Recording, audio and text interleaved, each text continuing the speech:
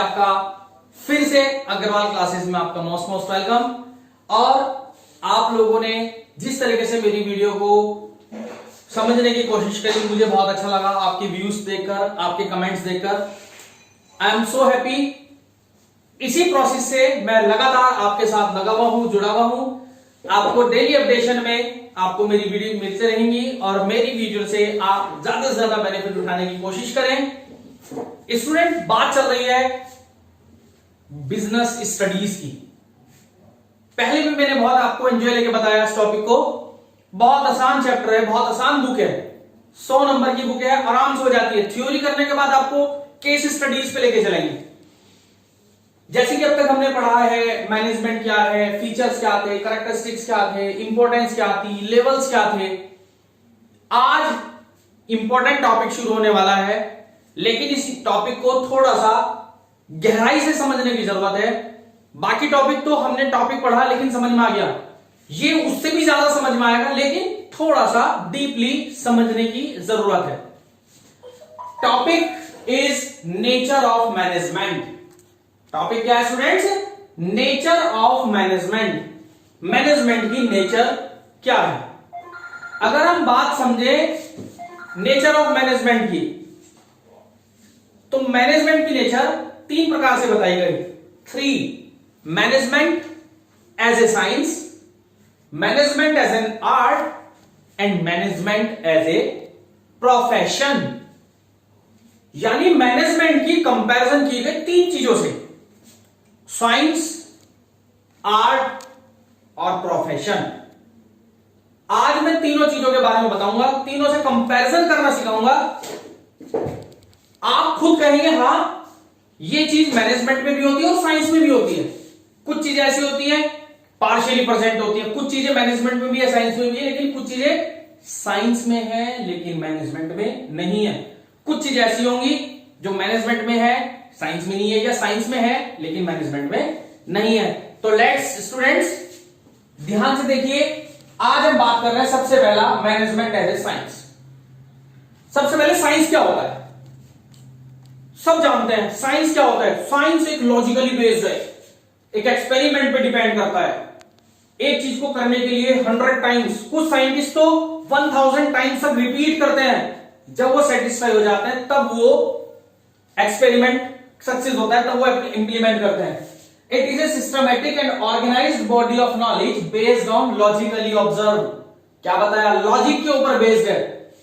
Finding the facts and events, यानी science finally logic पे based है। इवेंट्स ऐसे होने चाहिए जो बहुत ज्यादा डीपली स्टडी के बाद निकल के आए हैं। अब साइंस के फीचर्स क्या है, कैरेक्टरिस्टिक्स क्या है साइंस की?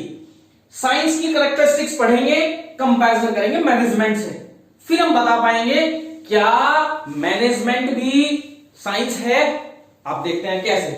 First feature of science, systematic body of knowledge.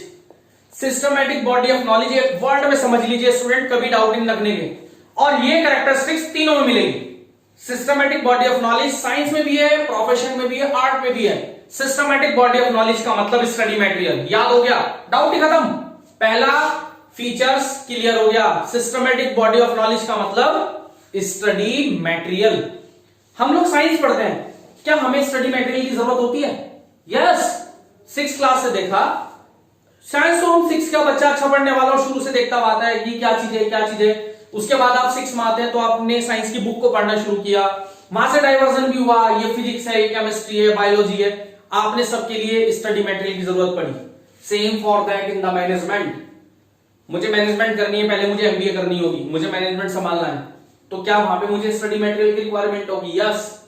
तो पहला फीचर्स यानी स्टडी मटेरियल की जरूरत साइंस में भी है और स्टडी मटेरियल की जरूरत मैनेजमेंट में भी है। तो साइंस का पहला फीचर 100% मैनेजमेंट से मिलता है। दूसरी कैरेक्टरिस्टिक्स या features, principles are based on experimentation. ये बात तो अभी रिपीट हुई। साइंस में जो भी काम होता है एक्सपेरिमेंट करने के बाद होता है। बहुत बार रिपीट किया जाता है, रिपीट किया जाता है, रिपीट किया जाता है, रिपीट किया जाता है। जब कंफर्म हो जाए कि एक्यूरेसी आ चुकी है तब हम कहते हैं। तो यानी साइंस में, साइंस के जितने भी प्रिंसिपल्स बनाए गए वो एक्सपेरिमेंट में बताए गए। लेकिन मैनेजमेंट में वहां भी एक्सपेरिमेंट होता है। लेकिन स्टूडेंट एक फर्क पड़ जाता है, मैनेजमेंट के जो प्रिंसिपल्स हैं वो ह्यूमन बेस्ड होते हैं, लेकिन इंसान गलतियों का पुतला है, इंसान से कुछ गलतियां भी होती हैं। एक्सपेरिमेंट तो एक बार करके देखा गया, बहुत बार कंफर्म हो गया, लेकिन मैनेजमेंट को के प्रिंसिपल्स में हम 100% एक्यूरेसी नहीं कह सकते due to the human beings. तो इसलिए हम ये कह सकते हैं कि साइंस का ये फीचर्स मैनेजमेंट में पार्शियली प्रेजेंट है। कुछ पोर्शंस कह सकते हैं मैनेजमेंट में है, कुछ पोर्शन कह सकते हैं वो चीज दोनों में सेम है, साइंस में भी है और मैनेजमेंट में भी है। तीसरा, यूनिवर्सल वैलिडिटी। साइंस के अकॉर्डिंग दो केमिकल को मिला के जो रिएक्शन होता है, वो रिएक्शन इंडिया में करके देख लो तो भी वही रहेगा, अमेरिका में करके देखोगे तो भी रिएक्शन वही आएगा, दैट्स नॉट चेंज। लेकिन management according to the organisation change होता है। आपके घर का मैनेजमेंट अलग है, मेरे घर का मैनेजमेंट अलग है, वर्ल्ड की तो बात कर दो, हमारे घर के मैनेजमेंट भी अलग अलग है। तो इसलिए ये फीचर साइंस का मैनेजमेंट में किसी भी प्रकार से इन्वॉल्व नहीं है। तो स्टूडेंट फाइनली कंक्लूजन क्या निकला? Management can not be considered pure. Management को प्योर साइंस नहीं कह सकते, जबकि हम उसको क्या कह सकते हैं? इनएग्जैक्ट और सोशल साइंस। तो ये मैनेजमेंट की कंपैरिजन करी साइंस के साथ। अब हम बात करेंगे number 2, management as an art. Management को एक कला भी कहा जाता है। अब पहले आर्ट समझेंगे, आर्ट क्या होती है। डांस करना आर्ट है, गाना आर्ट है, हॉर्स राइडिंग करना ये भी एक आर्ट है। It is a systematic body of knowledge require skills. उस आदमी के अंदर स्किल्स हो, क्रिएटिविटी हो, नया करने की क्षमता हो, प्रैक्टिस टू गेट परफेक्शन। अगर उसको परफेक्शन लानी है तो उसके अंदर प्रैक्टिस होनी चाहिए, क्रिएटिविटी, उसके अंदर से इच्छा होनी चाहिए, स्किल्स होनी चाहिए। आई कैन डू इट, मैं करके देखता हूं। यानी हमें किसी चीज को सीखने के लिए उसके अंदर स्किल्स भी होनी जरूरी है। अब कैरेक्टरिस्टिक्स देखते हैं, आर्ट की कंपैरिजन करेंगे मैनेजमेंट से। एग्जिस्टेंस थ्योरिटिकल नॉलेज, वही स्टडी मटेरियल, दोनों में है। स्टडी मटेरियल साइंस में भी जरूरत, मैनेजमेंट में भी जरूरत होती है, और आर्ट के लिए भी। आप सिंगिंग करना चाहते हो उसके लिए भी बुक आती है, म्यूजिक की बुक्स आती है, वहां भी स्टडी मटेरियल अवेलेबल है। पर्सनलाइज्ड एप्लीकेशन, यानी पर्सनलाइज्ड यानी कुल मिला के ह्यूमन बीइंग्स एप्लीकेशन एप्लीकेबल किया गया है। हर एक आदमी डांस नहीं कर सकता, हर एक आदमी गाना नहीं गा सकता, तो ये पर्सनलाइज्ड एप्लीकेशन है, depends on individual human beings. And last, और मैनेजमेंट भी ऐसे ही है, हर एक आदमी मैनेजमेंट नहीं कर सकता, तो ये फीचर्स भी अवेलेबल है। Based on practice and creativity, यहां पे जो भी काम किया जाता है प्रैक्टिस में किया जाता है, मैनेजमेंट में भी हर चीज प्रैक्टिस से ही होती है। तो साफ नजर आ रहा है स्टूडेंट्स, आर्ट के तीनों कैरेक्टरिस्टिक्स साइंस से मिलते हैं, सॉरी आर्ट के तीनों कैरेक्टरिस्टिक्स मैनेजमेंट से मिलते हैं। तो कंक्लूजन क्या निकला स्टूडेंट्स हमारा? Management as an art of getting things done through other. ये मैनेजमेंट की डेफिनेशन भी कहलाती है। मैनेजमेंट एक आर्ट है किसी काम को दूसरे से कराने की। तीसरा है management as a profession. Management को प्रोफेशन भी कहा गया। पहली बात, प्रोफेशन क्या है? Teacher profession, doctor profession, lawyer profession, CA profession, सबका अपना अलग अलग प्रोफेशन है। It is defined an occupation backed by the specialised knowledge.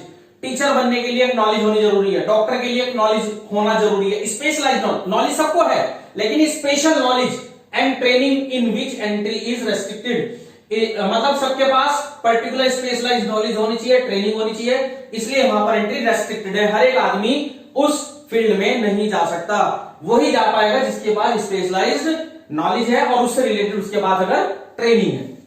Characteristics profession की वही कंपैरिजन करेंगे मैनेजमेंट से। Well defined body of knowledge, study material, तीनों में कॉमन। रेस्ट्रिक्टेड एंट्री, हर एक आदमी नहीं जा सकता, अगर देखा जाए तो मैनेजमेंट में भी जा सकता, लेकिन मैनेजमेंट ये जो कैरेक्टरिस्टिक्स दे रखी हैं कुछ मिलती हैं कुछ नहीं मिलती। देखते हैं, जैसे कि well defined body of knowledge मिल जाती है। रेस्ट्रिक्टेड एंट्री हम कंफर्म नहीं कह सकते, लेकिन हम बिकमिंग हो सकती है। जैसे कि मैनेजमेंट में भी जरूरत होती है कि भाई हम प्रैक्टिस करके देखें, हर एक आदमी ना एंटर करे, तो सेम यहां पर है। प्रेजेंस ऑफ प्रोफेशनल एसोसिएशन, यानी जो प्रोफेशन की बात आती है, तो जो भी इसमें आता है तो उसके पास एक सर्टिफिकेट होता है एसोसिएशन से रिलेटेड। डॉक्टर के पास एमबीबीएस जो डिपार्टमेंट बना हुआ वहां से सर्टिफिकेट होता है, सीए के पास चार्टर्ड अकाउंटेंट ऑफिस के पास एक सर्टिफिकेट होता है।